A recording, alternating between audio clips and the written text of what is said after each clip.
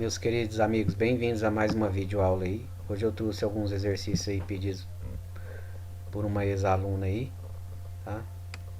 E eu vou dividir esse vídeo porque vai ficar muito grande, tá? Antes de tudo, não esqueçam de deixar o seu like e se inscrever no canal aí, muito importante, tá? O primeiro exercício fala o seguinte: calcule a estimativa do desvio padrão e desvio padrão relativo dos dados abaixo.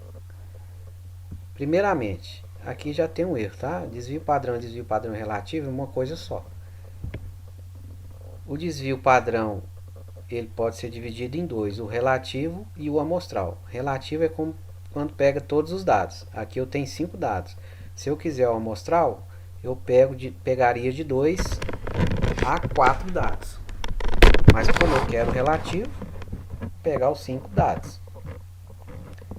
Tá? Como eu disse, eu tenho dois tipos. Agora, como calcular e o que é desvio padrão? O desvio padrão ele está dentro do conceito de estatística, tá? E ele nada mais é que uma medida que expressa o grau de dispersão de um conjunto de dados, ou seja, ele indica quanto que um conjunto é uniforme. Quanto mais próximo de zero, melhor é o resultado para aqueles dados.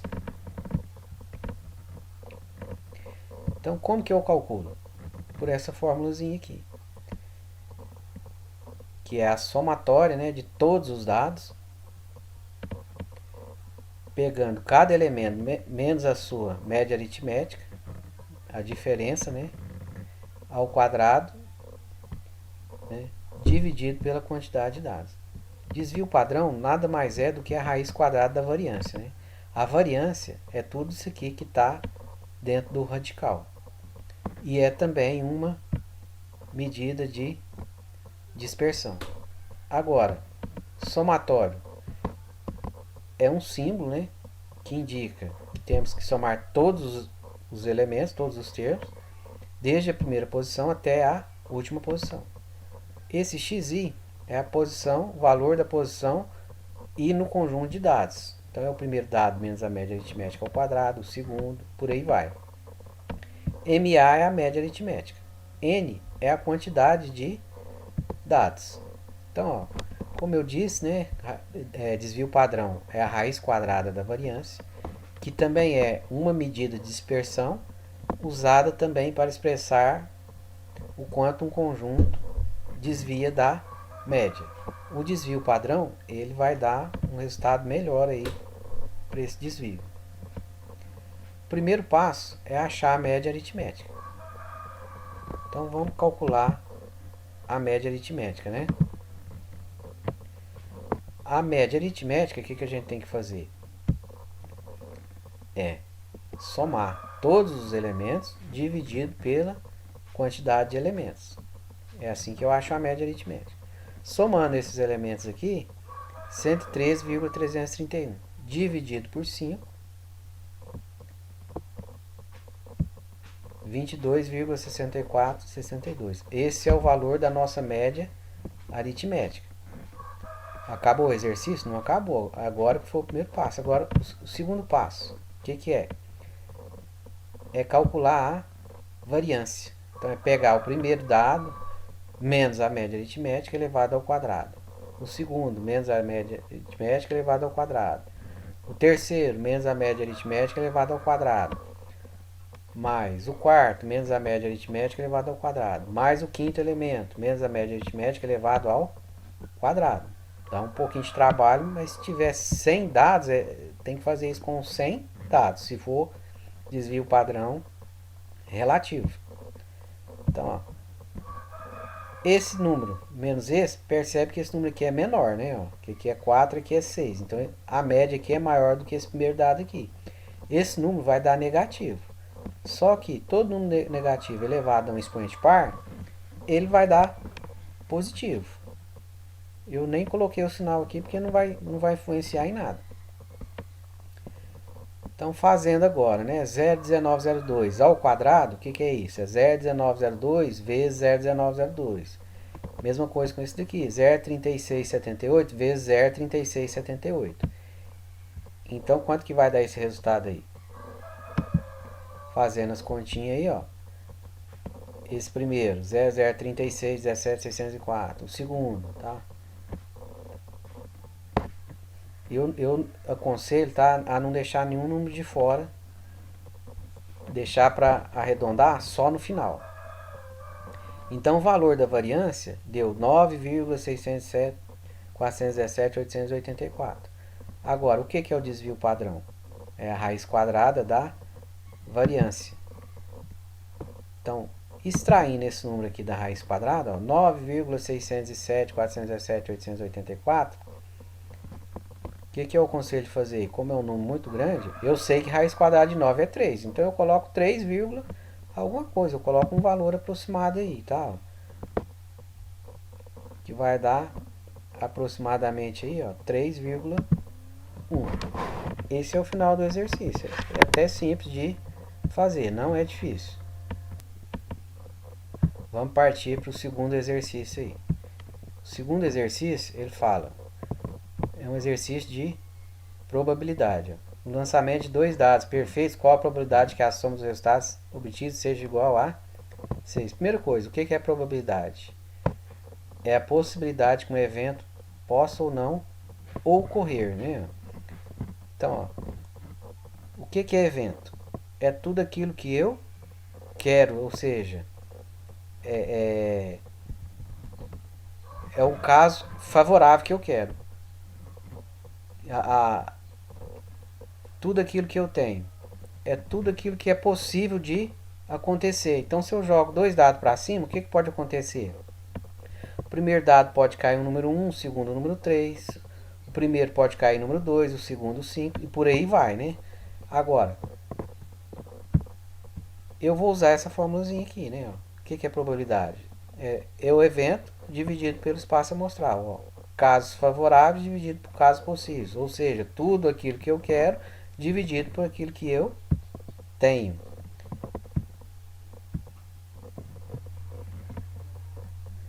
Agora, como que eu acho os casos favoráveis e aquilo que é passível de acontecer?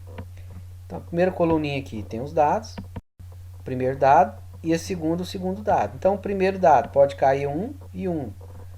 O primeiro 2, o segundo 1. O primeiro 3, o segundo 1. O primeiro 4, o segundo 1. E por aí vai, né? Agora, o que eu quero que isso aconteça? Que a soma tem que ser 6. Então, a única possibilidade que tem é essa diagonal aqui de verde. Ó. É quando é 5 e 1, 4 e 2, 3 e 3, 2 e 4 e 1 e 5.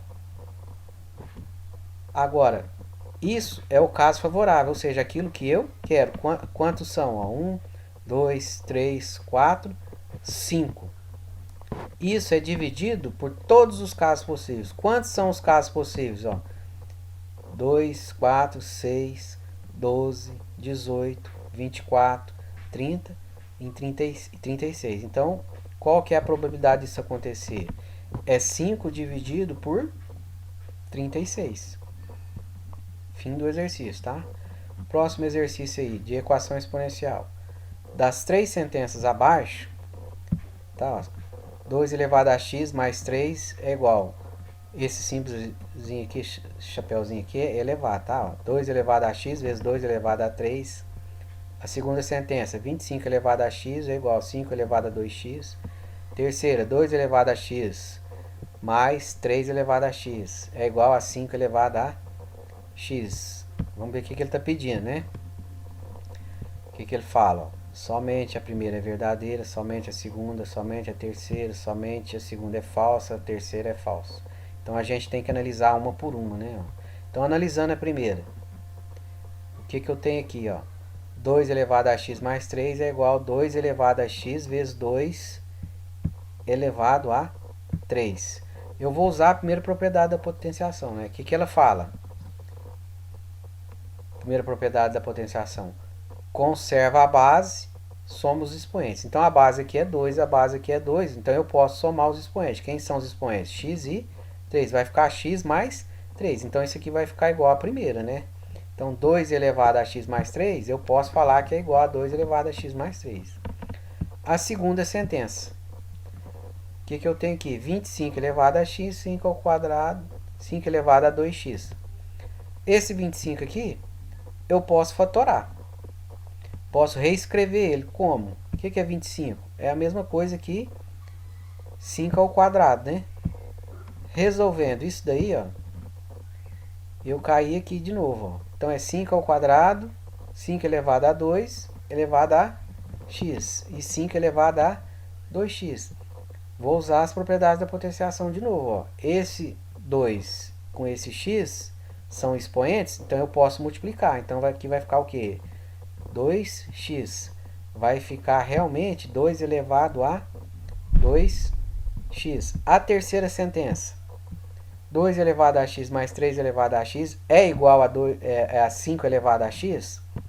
Aqui é um mais. Então, ó, e as bases também são diferentes. Então, eu não posso conservar a base e somar. Primeiro, porque aqui é mais. Segundo, porque são diferentes. Uma outra maneira de ver que essa sentença aqui é falsa é só jogar um valor para x. 2 elevado a x, vamos supor que aqui é 2. 2 elevado a 2 é 4. Se x é 2, aqui também é 2, aqui também é 2. Né? 3 ao quadrado é 9. 4 mais 9 é igual a 13. E 5 ao quadrado é igual a 25. E 13 é diferente de 25. Né? Então, essa terceira propriedade aí, ó, sentença, ela é falsa. Né? Então, a resposta do exercício, somente a terceira é falsa. Essa é a resposta final. Bem, gente, não esqueçam de se inscrever. Um abraço e até os próximos exercícios.